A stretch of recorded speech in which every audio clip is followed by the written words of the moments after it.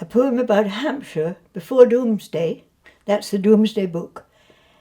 The speaker is supposed to be a charcoal burner who spent his life in the forest. The bones and sinews of this land are a part of myself, like the back of my hand. The forest of beer is a bear skin flung on a rumple of hills. Ourselves, when young, knew its beech-mast matting and moss-soft floor and the tangled coverts where fox and boar and the wild-eyed, baffled deer at bay, rich hunters' quarry, have had their day. We woodland folk learn to survive on the trove of berries and nuts and hive. When the sun's lance challenged the world at dawn, charcoal smoke shades were round us drawn. As hearts will lift and lilt at a birth, so the humble springs surge glad from the earth. In a secret of hollow, enclosed like a pearl, there's a boil of cold sand and a loose, soft swirl of waters that dance, set free from the clay. Streams thread the dank meadows, drift streaming away. Great trees, silent witnesses, bow as they pass.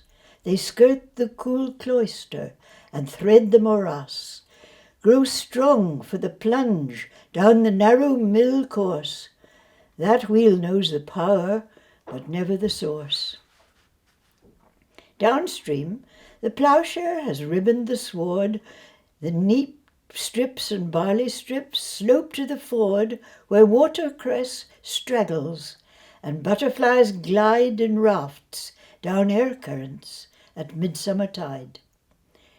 Like butterflies loosed from the cerements sear, may our lives be preserved from the Vikings we fear. Alfred's monks taught God's lore in our forefathers' day, all about kingdom come in some world far away. I would wish that the kingdom might come here instead, where the strong, steadfast land holds the bones of our dead. On that last day they'd sprightly get up, and they'd cheer for the Lord's living springs and fair forest of beer. Kayak Round the Bend, a poem containing love and letting go. May this kayak ply in safety through deeply gouged out gorges where rapids reel and ricochet like the hurl of a lifetime remembered. Diminished on this shingle of departure, I signal, fare you well. My high-banked watchfires, prayer pillar and hope beacon gleam in the emptied nightfall. I ask, may his high power handle frail craft over foam and torrent. Dear God, steer securely to haven this bark with its beautiful burden, which this day I, depleted, relinquish. This poem is called Undiminished, and I wrote it 4 months after the death of my husband, a time of grief and darkness. But I discovered something wonderful when I saw behind the leaves of the vine beautiful grapes that had been invisible. And I wanted him to know this, and so I wrote this poem. I wanted you to know that your exuberant vine has celebrated recovery from transplanting.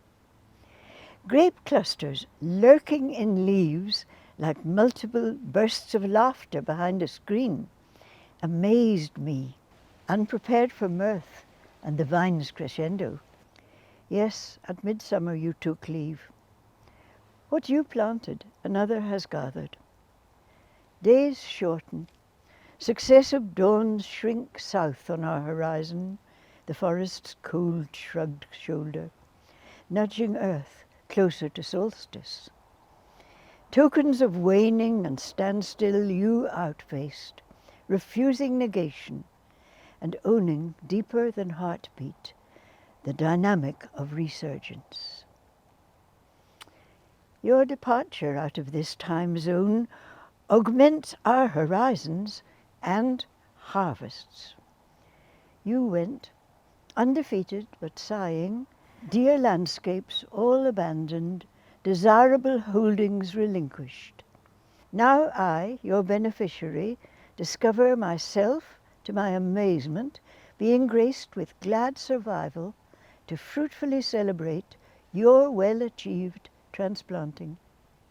You went, yet you have left me undiminished.